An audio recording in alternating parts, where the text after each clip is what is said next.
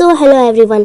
Episode की starting में लू जब रूम में आता है तो देखता है कि कीविंग वहाँ पर नहीं थी और वहाँ पर डिवोर्स पेपर रखा हुआ था। जिसके बाद वो अपने असिस्टेंट को कॉल करता है और कहता है कि मुझे कीविंग का पता लाके दो। दूसरी तरफ कीविंग जूचेन के अपार्टमेंट में थी, जहाँ पर जूचेन कहता है कि तुम यहाँ पर आराम से रह सकती हो, लेकिन वो कहती है कि तुमने ऑलरेडी मेरी कई सारी हेल्प की है और मुझे पता है कि लू मुझे यहाँ ढूंढते ढूंढते जरूर आएगा, इसीलिए मुझे यहाँ से जाना होगा। फिर वो अपने डेट को रिहा करके ले जा रही थी, तभी उसके डेट को कुछ हो जाता है। फिर सीन कट होकर हॉस्पिटल में शिफ्ट होता है, जहाँ पर जूचेन कहता है कीविंग से कि अंकल इनको कैंसर हो चुका है और इसके इलाज में काफी पैसे लगेंगे, लेकिन मैं तुम्हारी हेल्प करूँगा, मेरे पास अभी 1 मिलियन है।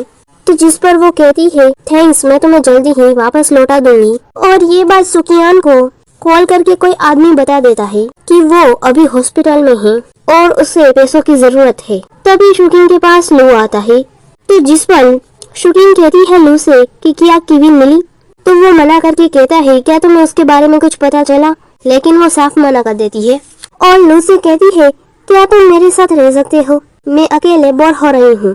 तो जिस पर लू कहता है मेरे मॉम डैड तुम्हें अपनी बेटी मानते थे और मैं तुम्हें अपनी बहन मानता हूँ, इसीलिए तुम जो चाहती हो वो नहीं हो सकता। अगर तुम अकेली यहाँ पर नहीं रह सकती तो तुम यहाँ से जा सकती हो। ये कहकर वो वहाँ से चला जाता है। फिर शुकिंग कीविंग से मिलने आती है, जिसे देखकर शुकिंग कीविंग से कहती है कि तुम अभी नहीं गई, वैसे तुम्हारी डेट की हालत देखकर लगता है कि तुम्हें पैसों की जरूरत है। तो जिस पर कीविंग शुकिंग को कहती है तुम्हारे पैर तो ठीक है, तो वो कहती है हाँ मेरे पैर तो बिल्कुल ठीक है, मैं शुरुआत से ही ड्रामा कर रही थी और चिंता मत करो, मैं तुम्हारे बारे में लू को कभी नहीं बताऊंगी कि तुम यहाँ पर हो। वैसे अगर तुम्हें पैसे चाहिए तो मैं तुम्हें दे सकती हूँ 1 मिलियन, लेकिन उसके बदले तुम्हें मुझे एक किडनी देनी होगी, क्योंकि मेरी बेस्ट फ्रेंड को उसकी जरूरत है और उसके बदले में मैं तुम्हें 1 मिलियन दूंगी और तुम इसके बारे में आराम से सोचकर कॉल करना। फिर वो वहाँ से चली जाती है और कीविंग पूरे दिन सोचती है। फिर वो फाइनली डिसाइड करती है कि वो अपनी किडनी डोनेट कर देगी, इसीलिए वो शुकिंग से मिलने जाती है, जहाँ पर एक आदमी उसे बेहोश कर देता है और जब उसकी आँख खुलती है तो वो एक हॉस्पिटल में थी, जो गैरकानूनी हॉस्पिटल था, जहाँ पर गैरकानूनी सारी चीजें बेची जाती है। तो जिस पर कीविंग शुकिंग से कहती है ये गैरकानूनी है, तुम्हें सजा हो सकती है, तुम्हें डर नहीं लग रहा। तो जिस पर शुकिंग कहती है मुझे क्यों भला डर लगेगा, मेरे साथ लू है जो मुझे कभी जेल नहीं जाने देगा। तो कीविंग कहती है क्या लू भी इन सब में शामिल है और उसने ही कहा है मेरी किडनी लेने को।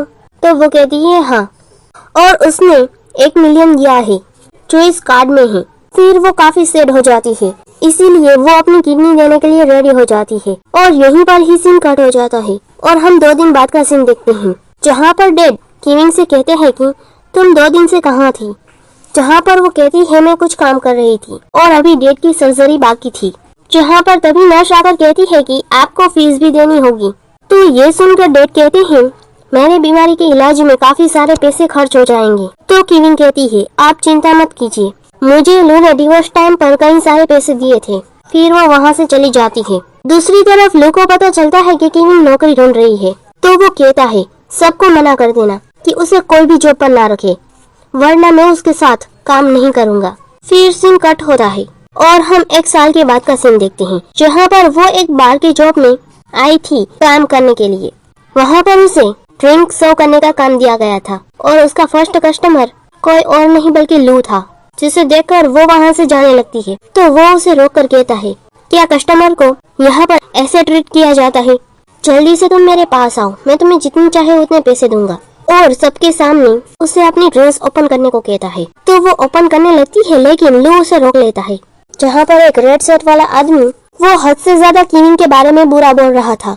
तो जिसे सुनकर लू उसे बाहर निकल जाने को कहता है, जिसके बाद कीविंग भी पैसे लेकर वहाँ से जाने लगती है। तो लू उसे पकड़ के कहता है तुम 1 साल पहले मुझे डिवोर्स देकर चली गई, तुम्हारी इतनी हिम्मत कैसे हो गई। तो वो कहती है कि मैंने पहली बार जिंदगी में एक अच्छा काम किया है तुम्हें डिवोर्स देकर। जिसे सुनकर उसे गुस्सा आता है, इसीलिए वो वाइन का ग्लास उसके ऊपर फेंक देता है और वाइन फेंक कर कहता है कि अगर तुम यहाँ पर काफी अच्छा काम करोगी तो मैं तुम्हें ज्यादा पैसे दूंगा, जब मैं नेक्स्ट टाइम आऊँ तो तुम मुझे अच्छे से ट्रीट करना। ये कहकर वो वहाँ से चला जाता है, जिसके बाद वो काफी रोने लगती है। बाद में वो रिजाइन करने जाती है, जहाँ पर वो गर्ल कहती है अभी तो तुमने काम शुरू किया है और रिजाइन करने आई हो, ठीक है, लेकिन तुम्हारे कारण यहाँ पर कई सारी चीजें तोड़फोड़ हुई है, उनके बिल पे करने होंगे। अगर तुम्हें इनके बिल्स पे नहीं करने हैं तो कल टाइम पर काम पर आ जाना। दूसरी तरफ सुकिंग के पास वही रेड शर्ट वाला बॉय आता है जो उसे किंग के बारे में बताता है कि वो बार में काम करती है, लेकिन मिस्टर लू अभी भी उसकी चिंता करते हैं। मैं तुम्हारी हेल्प कर सकता हूँ, लेकिन इसके बदले तुम्हें मुझे कुछ देना होगा। वो उसका इशारा समझ जाती है और वो दोनों वहाँ से रूम में चले जाते हैं। फिर नेक्स्ट डे किविंग को हॉस्पिटल का बिल भरना था, इसीलिए वो फिर से काम पर चली जाती है, जहाँ पर रेड शर्ट वाला आदमी इस बार साथ में मिस्टर जाओ जो काफी ठरकी थे उन्हें साथ में लाया था। जहाँ पर मिस्टर जाओ किविंग को कहते हैं, मेरे सामने घुटने टेको और ये जंजीर अपने गले में बांध लो, इसके बदले में मैं तुम्हें 10 मिलियन दूंगा। तो वो पैसों की खातिर वो ऐसा ही करती है और जिसके बाद मिस्टर जाओ उसके ऊपर ड्रिंक फेंकते हैं और बाद में कहता है कि घुटनों के बल जाकर वहाँ पर रखी ड्रिंक की बोतल को पी लो, मैं इसके बदले में तुम्हें 2 मिलियन दूंगा। जहाँ पर फिर वो ऐसा ही करती है। ये सब वो बार की बॉस भी देख रही थी, जिसके बाद वो लू को कॉल करती है।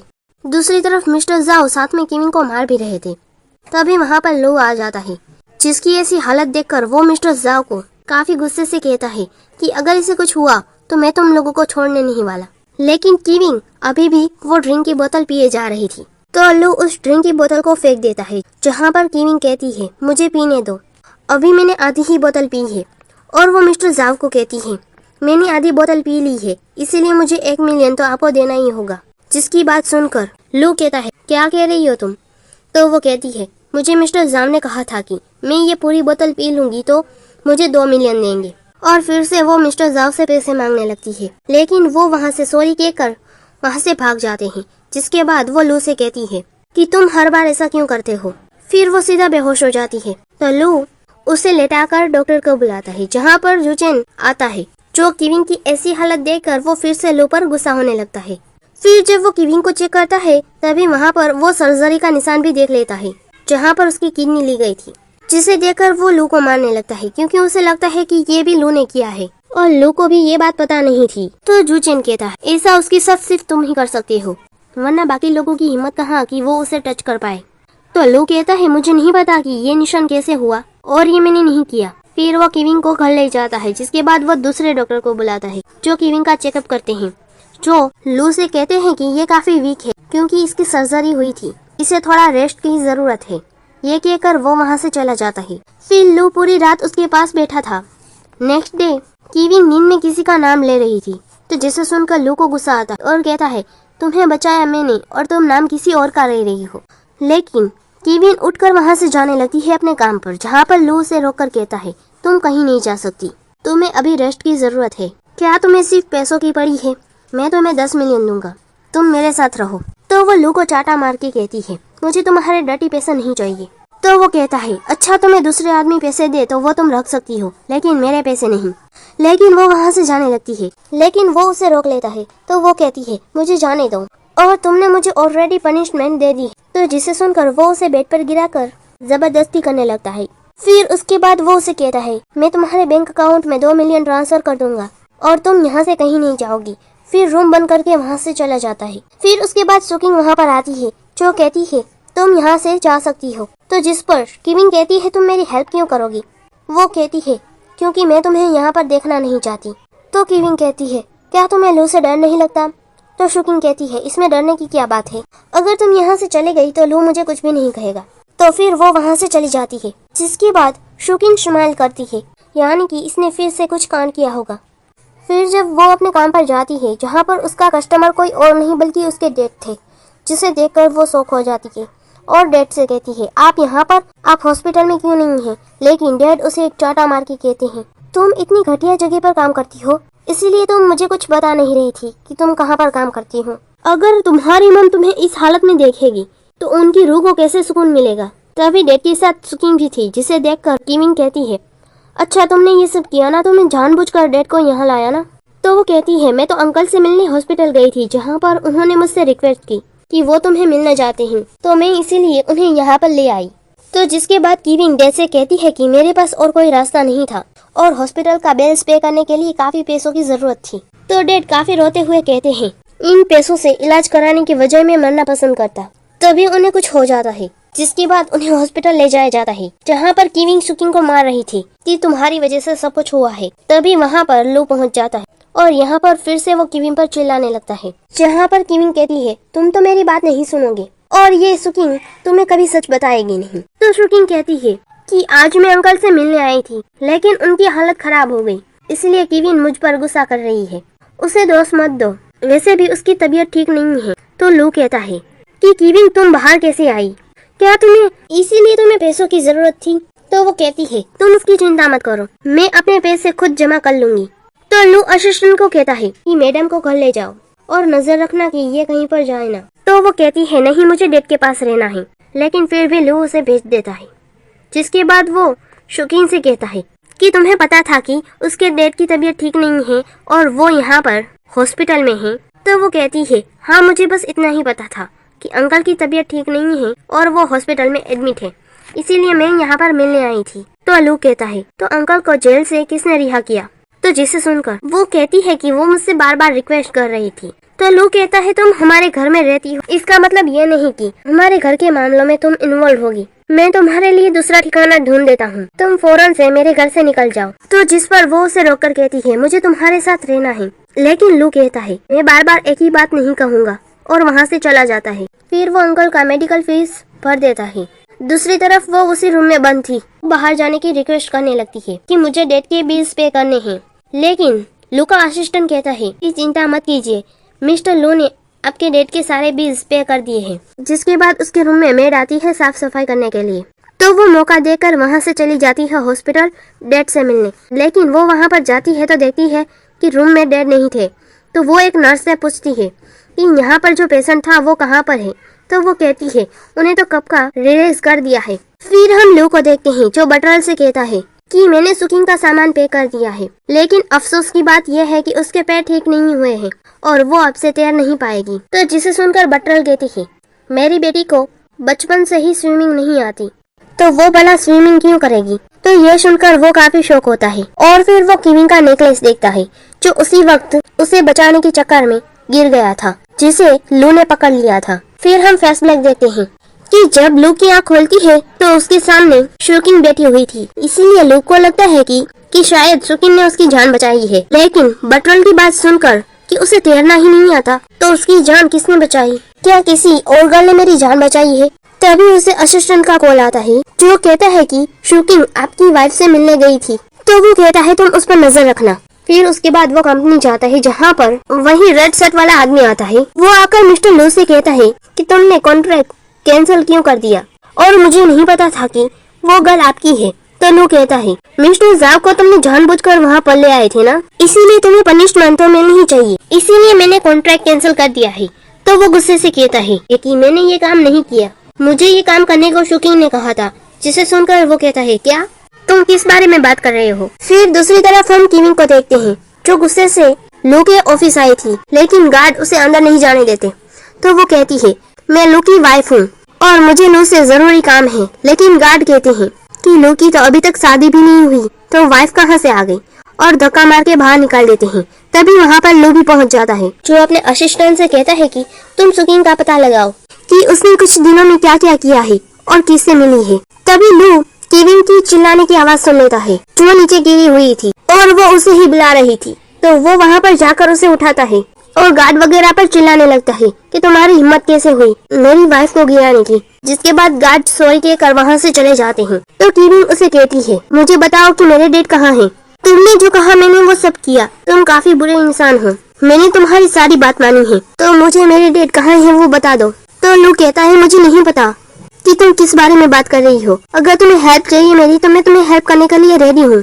तो वो रोते हुए कहती है काश मैं तुम्हें कभी नहीं जानती, सारी गलती मेरी है जो मैंने तुम्हें प्यार किया। ये कहकर वो वहाँ से रोती हुई चली जाती है। रास्ते पर उसे शुकिंग मिलती है जो उसे कहती है तुम्हारे डैड गायब है और तुम यहाँ पर आराम से घूम रही हो। जिस पर वो कहती है तुमने ही मेरे डैड को कहीं पर रखा है ना, मुझे बताओ कि मेरे डैड कहाँ है। तो शुकिंग कहती है चिंता मत करो, तुम्हारे डैड बिल्कुल ठीक है, लेकिन ज्यादा देर तक ठीक नहीं रहेंगे, तुम्हें मेरी डील एक्सेप्ट करनी होगी, फिर ही मैं तुम्हारे डैड को छोड़ दूंगी।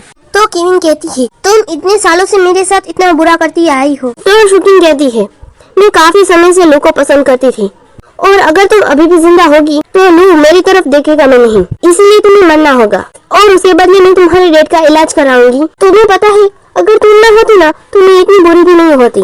और उसे उसके डैड की फोटो भी दिखाती है तो जिस पर वो कहती है ठीक है मैं मरने के लिए रेडी हूँ, लेकिन अगर मरने के बाद भी तुम मेरे डैड का ख्याल नहीं रखोगी तो मैं घोस्ट बनकर तुम्हारे पास आऊंगी। दूसरी तरफ लू केविन के डैड के घर पर जाता है जहाँ पर वो केविन की बचपन की फोटो देता है जिसके गले में वही लॉकेट था, जिसे देखकर उसे पता चल जाता है कि उस दिन उसे केविन ने बचाया था। तभी लू का असिस्टेंट आकर कहता है कि बहुत बड़ी प्रॉब्लम हो गई है। फिर हम केविन को देखते हैं जो टेरेस पर चढ़ गई थी वहाँ से सुसाइड करने के लिए, जहाँ पर वो कहती है कि मेरी सबसे बड़ी गलती थी लू से मिलना, उससे प्यार करना।